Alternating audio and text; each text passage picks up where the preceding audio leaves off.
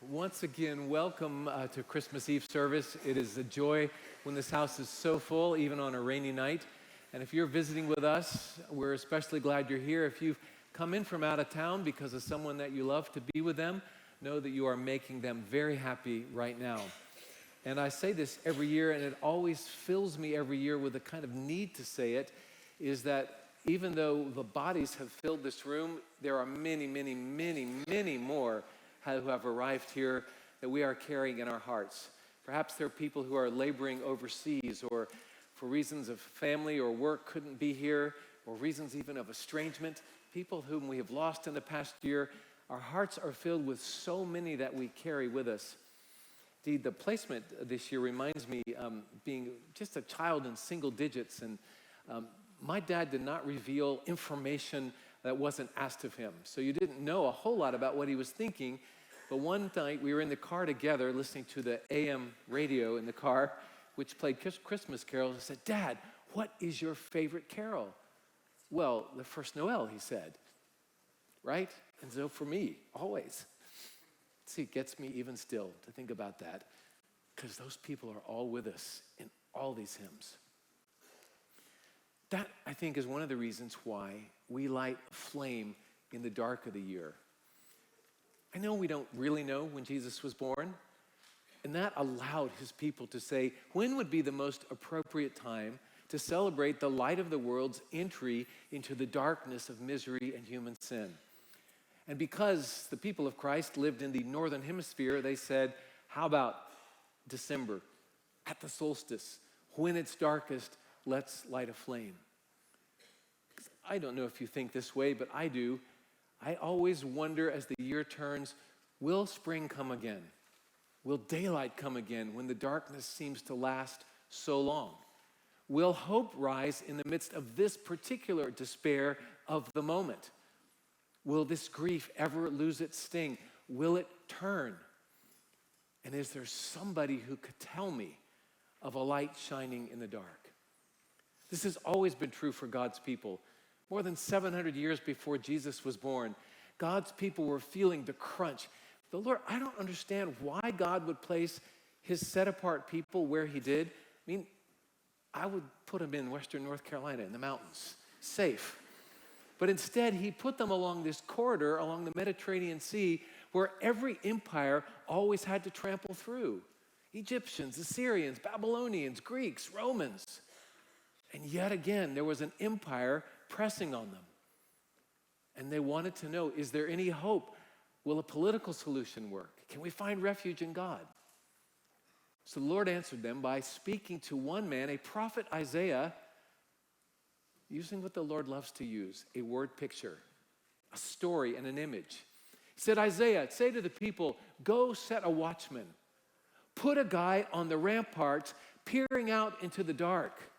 And let the people cry out, watchman, tell us of the night. When will dawn come?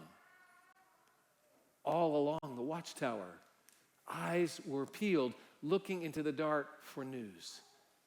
And then suddenly, the watchman saw riders approaching. A pair of riders, horsemen, coming out of the night. Makes you want to know the story, doesn't it? That's what Bob Dylan thought in 1967 when he put All Along the Watchtower as his title and took Isaiah 21 and plunked it into the end of his song, which we may or may not have heard if it hadn't been for Jimi Hendrix. I thought about, pretty sure Charles the guitarist could have played All Along the Watchtower for us, but it might be distracting to the Noels and Silent Nights of the world. When you listen to that song, what you find is, unlike most storytelling, this song ends with the start of a story. Final verse, all along the Watchtower, princes kept the view. Outside in the cold distance, a wild cat did growl. Two riders were approaching, and the wind began to howl. End of song. No wonder Hendrix went on with his guitar. Don't you want to know? The wind is howling, I feel it. The hooves are pounding, the horsemen are coming. What's the news? Watchmen, tell us of the night. Watchmen, What do you see in the dark? That's what we're about tonight. The watchers on the wall in the darkness. You think about our historical moment, what we have gone through in the last 1,000 days. A worldwide pandemic, violent racial tension in our country, sharp political polarization, economic roller coasters, downturns, estrangement with family members for things as silly as politics. Wars around the world, 2 of them in particular, threatening to engulf the whole world in the conflict, perhaps another world war. And the fact is, for almost all of us in this room, we have never lived through anything quite this weird or quite this tough. But that doesn't mean it's as bad as the world has ever been. Not by a long shot. God's people have peered into the darkness of a world in upheaval so many times throughout history. And not all that long ago, just before most of us were born. So tonight I wanted us to visit with a Christian watchman who lived near enough to us that he died in the 21st century, but far enough removed from us that he was coming of age during the Second World War. I want to tell you his story from the year of 1940 in Great Britain, and what a world in upheaval it was. Let's go back a year. In 1939, a young Scottish academic named Thomas Torrance had been asked to teach at Princeton University. For a young man in academia, this was a high honor, and he thought a lot about it, but decided, I can't accept. I understand what Hitler is doing. Soon, my beloved Scotland will be embroiled in this war too. I've got to go home. I've got to serve. So Torrance went back to Scotland, 1940, and asked if he could serve as a chaplain in the army. But in the beginning of the war years, volunteerism was so high that he was actually placed on a waiting list. So at the start of 1940, he figured he would finish his Presbyterian ordination requirements. He was ordained and assigned to a parish, a small town in central Scotland called Alyth. There he began his ministry, 1940. And what I want to talk to you about tonight is that his first Christmas as a pastor, his first Christmas sermon was in December of 1940, and he was 27 years old and had to stand up and make sense of the world. Think about some of the things that were happening in 1940. Let's just start with 4 or 5 months before his sermon.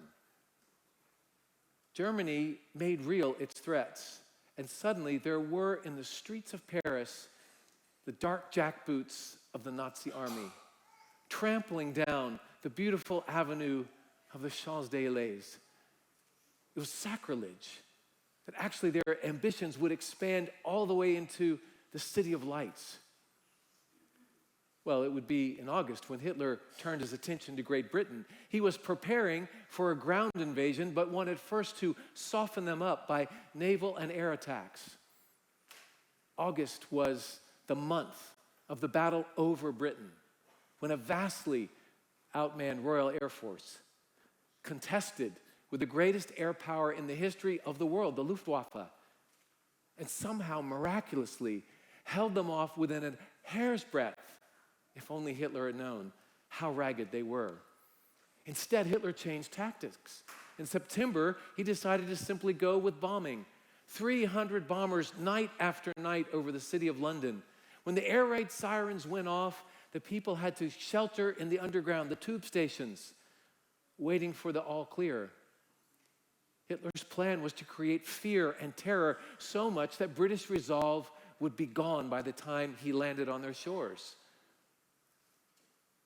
But by the end of that September, just a few months before a Christmas sermon needed to be preached, Hitler changed tactics again.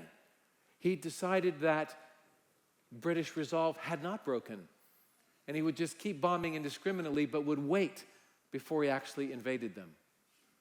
Still, by mid-November, 6 weeks before Christmas, British newspapers carried on the front page, beautiful medieval Coventry Cathedral in ruins, a pile of rubble from bombs.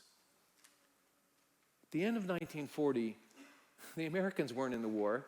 There was no guarantee that we'd be telling stories and sermons 80 years later about how great it was that the nation was saved. Freedom hung by a thread. So what do you preach? Torrance picked Isaiah 21. Go set a watchman along the ramparts. Watchmen, tell us of the night. Then making daring biblical moves, he went from Isaiah 21 to Isaiah 52, where the watchmen appear again. And he quoted, "How beautiful are the feet of those who proclaim good news, who bring glad tidings of salvation, whose watchmen on the walls bring glad cheer that the Lord still reigns, that Yahweh, the Lord I am, will return to his people." 750 years before Christ, that hope of what the watchmen saw, the horsemen appearing with news that God was arriving to save his people, cheered them. It was applicable in the day of Jesus when Torrance made the next move. Therefore, one more prophecy of Isaiah had come true. Unto us a child is born, to us a son is given. And then he said, do we not need such news in this hour, in December of 1940? I want to read to you a bit of his sermon. Not bad for a 27-year-old. Colton, I hope you're listening. You're going to listen for, like any good preacher, he had a line he kept returning to, a line particularly appropriate for our historical moment. You will hear him say to his congregation, go to Bethlehem. Go to Bethlehem to see the baby. Poignantly appropriate for us in a year where in Bethlehem, in the West Bank right now, there is no Christmas tree lit. There is no procession of religious leaders to the sacred sites. There is no music in the streets, only quiet services of prayer. No tourists, just the people who live there, just people in the midst of the rubble of war. Torrance writes, suddenly through the darkness, the flame of the beacon lights up the sky, and the watchman on the battlements cries aloud, break forth into joy, for the Lord I am has comforted his people. That was what happened to Isaiah. A sudden glimpse was given of the daybreak of Israel's hope. Unto us a child is born, to us a son is given. Your God still reigns, and there is nothing that you and I need more than that today. Go to Bethlehem and behold your king. For here is a world that has gone stark mad with the Promethean force, the lust of power. Here is a world where as never before, the gigantic forces of nature have been harnessed to the chariots of war, until nations are smoking ruins and the world reeks with a stench of blood. And the biggest wound of all is left in the soul of man himself. What power is there that can ever bring sanity and healing to such a world? Go to Bethlehem and crouch in wonder at the crib of an innocent babe, and you will find that all the titanic might within the heart and mind of warish man will be tamed.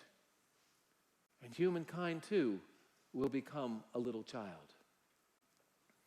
And then in another brilliant move, I love this as a preacher, from that macro vision right down to individuals. So look, here is a man whose life has become impure and sordid, who has created foul things in his soul, and the wreck of his wasted humanity is haunted by ghosts of evil deeds. He is hollow with a mocking laughter of sin's remorseless guilt. What power in heaven or earth can make anything out of that man? You know where he's going. Go to Bethlehem. There is a power wrapped in swaddling clothes, but whose name is called Jesus, for he can save his people from their sins. Here is someone distracted with the cares of this world. Her very soul has become corroded with the dripping bitterness of thwarted desires. All her hopes are misshapen, and the canker has burrowed into her heart. Is there any salvation for such as she? Go to Bethlehem.